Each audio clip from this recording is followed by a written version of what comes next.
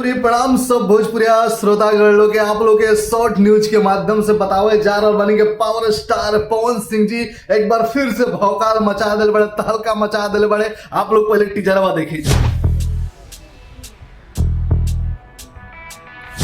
यो गर्दा उड़ी गाना गजब बाटे।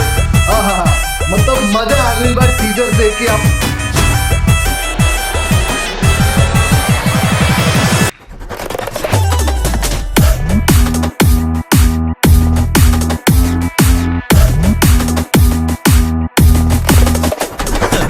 हमर मारल मुहरे काफी बारी।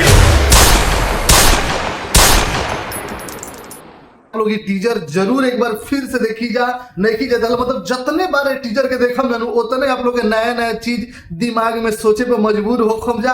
और कहीं ना कहीं गाना बहुत जबरदस्त हो गया जिस तरीके से गाना के मार्केटिंग और भौकाल मचो जानू कमाल के बाटे। घघरी गाना जी भैया जो घघरी गाना बा बहुत जबरदस्त बा, बहुत बवाल बा। प्रियांशु सिंह आशुतोष तिवारी गाना के लिखले बड़े, प्रियांशु सिंह म्यूजिक दिले बड़े और टी सीरीज हम भोजपुरी पे गाना काल सुबह यानी 22 तारीख के 7:15 पे रिलीज हो जाए। और रिलीज होते ही पूरा भोजपुरी इंडस्ट्री यूट्यूब क्रैश हो जाए, हैंग हो जाए। आप लोग जरूर बताइए आप लोग क्या करना बा। और पावर स्टार पवन सिंह कल पावर के दिखाई और कितना जबरदस्त लेवल पर दिखाई और कितना बड़ा रिकॉर्ड बनाई। अपन राय नीचे कमेंट सेक्शन में जरूर बताइए। जय भोजपुरी एकता बना के रखी जाए।